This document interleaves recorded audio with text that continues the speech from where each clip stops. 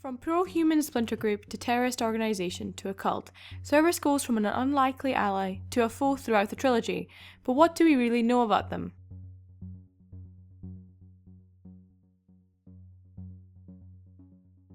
Hi, this is Rima from Mass Effect Odyssey, and today I'm going to take you through the lore of the shady private organization known as Cerberus and the mind behind it all, the Illusive Man.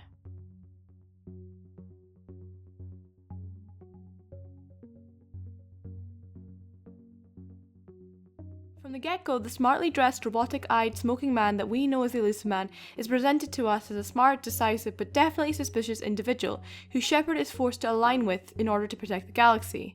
As the trilogy progresses, the Elusive Man becomes more and more determined that the salvation of humanity is based upon the control of the Reapers, leading him to become an indoctrinated pawn. But was the Elusive Man always so hell-bent in protecting humanity at all cost? Before Cerberus, the Elusive Man was known as Jack Harper, a mercenary and a member of the Special Task Force during the First Contact War. The event in the Mass Effect Evolution comic details the story of Jack and his team during the war. During the events of the comic, Jack and his team, Ben and Eva, capture a Turian named Desolace who is looking for an artifact. They later find this artifact, however, it ends up killing Ben, and Jack and Eva are taken captive by the Turians. However, instead of being taken to a prison camp, they are returned to the Alliance by Sarian Arterius and his brother Desolace. Once back in Alliance space, Jack begins to have visions of destruction and believes it's linked to the artifact. He then leads Eva to Ilium as he believes it could be located there. Once on Ilium, they run into Desolace and Saren again and are pursued, only to be captured by a cybernetic creature that turns out to be Ben. Once captured again, Saren interrogates Jack to find out why the artifact didn't transform him like it did Ben.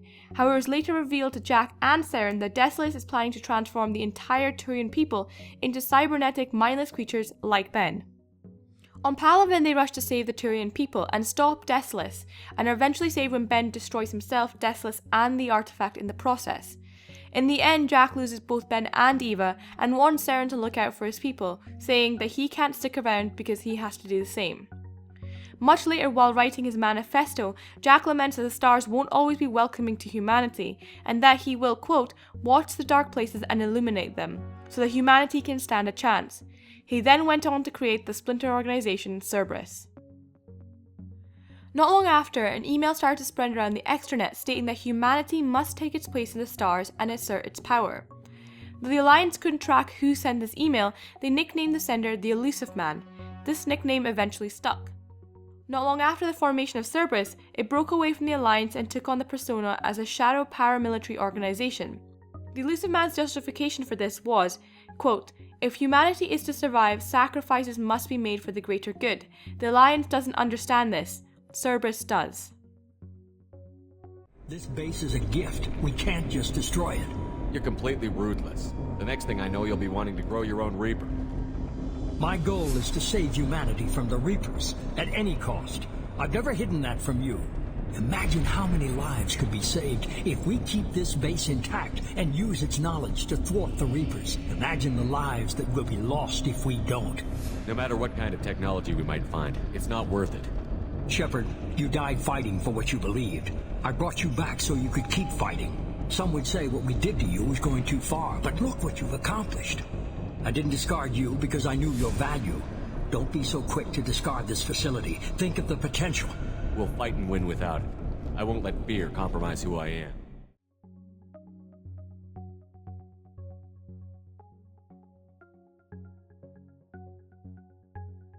Named after the Greek myth of Cerberus, the three-headed dog with a serpent tail, who's called the Hound of Hades as is commonly depicted guarding the gates of hell.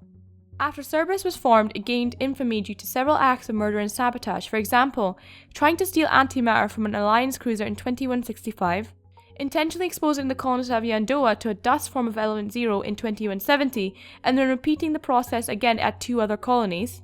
The assassinations of both Pope Clement XVI and Claude Minot, the leader of a pro-human political party group named Terra Firma, to replace them both with pro-Cerberus leaders, and supporting Michael Moser Lang, a terrorist who is responsible for murdering the United North American States President, the Chinese People's Federation Premier, and killing the Turian hierarchy Warhawk in 2182.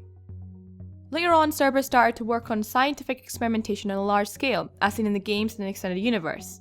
In Mass Effect 1, they are shown working on experimentations using the Rachni and the Thorians.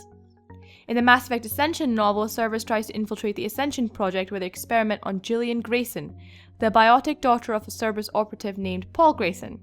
During the events of this novel, Cerberus also tries to infiltrate the Quarian flotilla, seeing it as a massive threat to humanity. In the movie Paragon Lost, Cerberus agent Messner aims to gather information on the Protheans by making a deal with the Collectors by giving them a colony to harvest. And Cerberus also undertakes creating the adjutant on Omega that utilizes a Reaper-created virus that could infect other hosts. Though seen as a mainly negative organization due to their numerous atrocities, Cerberus's allure is in their resources and their willingness to help humanity by advancing technology and science, which can be seen as in their heavy investment in tech and scientists on their staff. They also have members that genuinely do have good intentions, as seen in operatives like Miranda and Jacob. In the iOS game Mass Effect Galaxy, which is set between 2183 and 2185, it sees Miranda and Jacob trying to thwart a Batarian terrorist attack on the Citadel. The threat is believed to be against a visiting Batarian diplomat who is there for peace talks. However, it turns out the diplomat was only there to unleash a bioweapon that would kill the Council. Miranda and Jacob eventually stop the terrorists and protect the Council. You know, I miss the days when Cerberus was just hilariously incompetent. You know, when you two ran things. Excuse me? The only thing I was in charge of was the Lazarus Project, which, you will note, was very successful. Hey, Commander, this is Cerberus. We were studying some Rachni, and they got loose and killed all our guys. Can you take care of that? It's one system over from where we hooked some guy up to the Geth, who then got loose and killed all our guys. They did rack up quite a body count. At least back then, it was usually their own bodies. We knew some cells were bad, but the Alliance and the Council weren't doing anything. And we were doing good work. And crunches. Lots of crunches. Hey, not okay, Kasumi. But we did bring Commander Shepard back. And after taking down the Collectors, I cut ties with Cerberus, got loose, and started killing all their guys.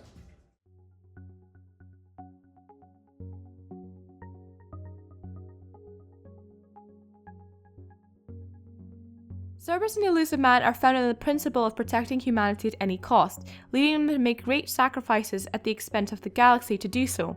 However, it seems that Cerberus was founded on good ideals, and the Illusive Man was actually a hero that saved the Turian people and losing his friends in the process.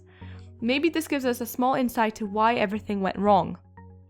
I hope you enjoyed this very short lore video on Cerberus and the man behind it, and if you like this video, please like and subscribe, and please share this video to help the channel grow, and I look forward to seeing you next time.